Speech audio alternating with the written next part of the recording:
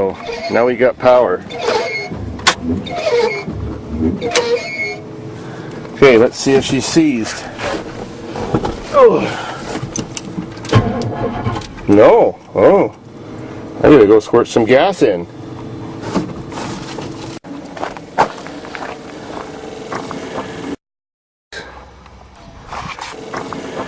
Well, since she's a Chevy, let's see if she fires right up.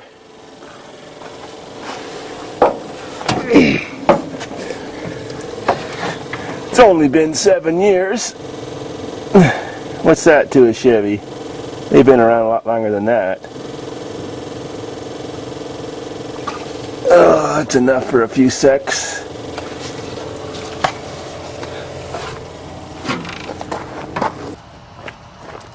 Well, now that we got the gas squirted in here, I'm ready to see what's going to happen.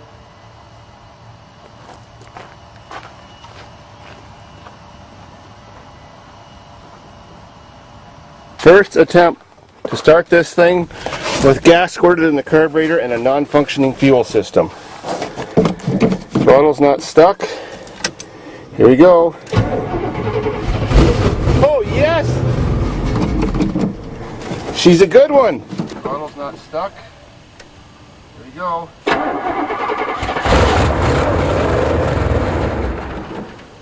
She's a good one.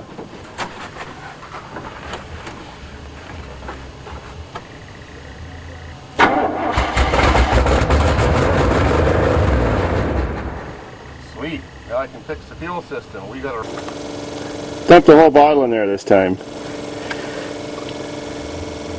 Gotta love your Chevy. Sometimes it's dependable as a Toyota. That thing started up as fast as that Cressida sat in the woods for 7 years. Actually, it was 6 years. That was 2001. And this is 7 years. This is 2008 now. And they both were sitting since 2001.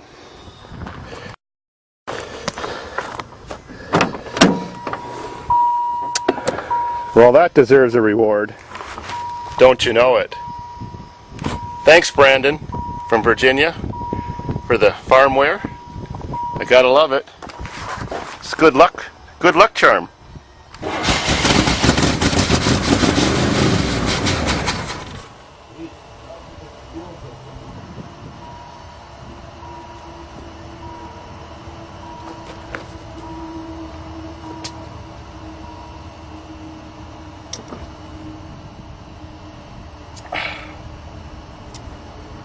Cheers.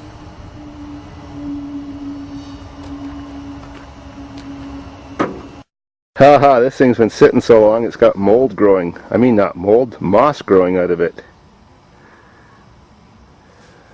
It's a fur factory. Well, that's the top of the gas tank. I've got to chop those fuel lines off and extend them up to make a redneck gas tank system. Lines are cut. Now I just got to extend it with some copper tubing. Well, this 31-year-old truck ain't out to pasture yet. I got all required to make a redneck fuel system. Recycled dehumidifier tubing, some copper tubing, some wire to tie down my 20-liter pail. Simple as that. Just got to crawl underneath again. I'm feeding that tubing down to the right spot now. Connections are made. We are all strapped down and ready for takeoff. Just got to add some liquid gold to that thing. Imagine that. It cost me $24 to fill that fucker up. $1.13 a liter. Well, that's enough of that for this pig. Let's see if it will drive and go for a maiden voyage. Well, this is pretty strong shit. It's good enough for me. Let's see if GMC can run on it too. Yeah.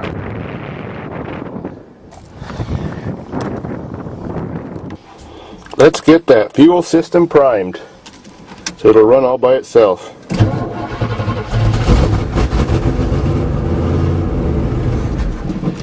Ah, more beer.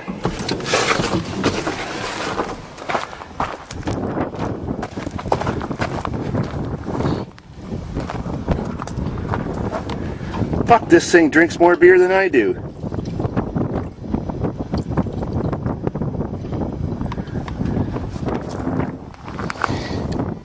Take two.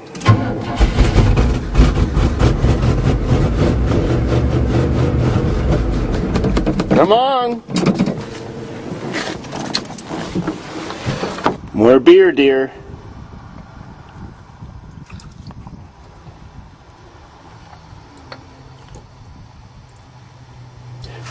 Hope we don't get a carb fire.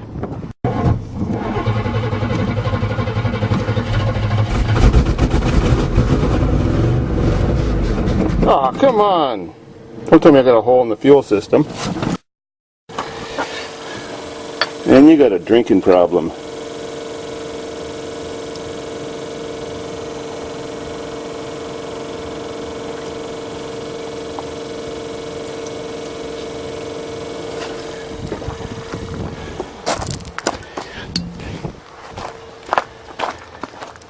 We can't afford to have two alcoholics out at this joint.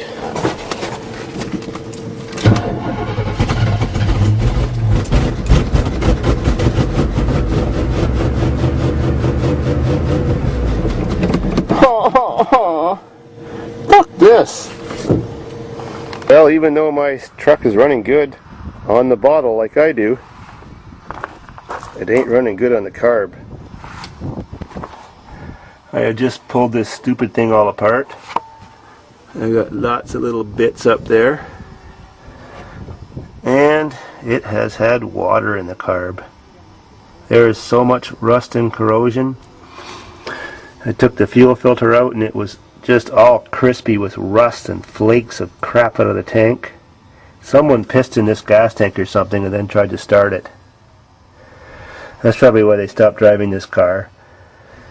Now I gotta blow all that out, take out all those jets, see if I can get this thing cleaned out. The fuel pump, which is way down there, is pumping out rusty water on the return pipe. This is a 3-tube fuel pump, so the third tube is the return pipe, which most cars don't have. And the fuel pump's screwed too, so I might convert it to an electric fuel pump that's designed for carbureted cars with low PSI. Oh well, at least it runs, so I'll continue working on it.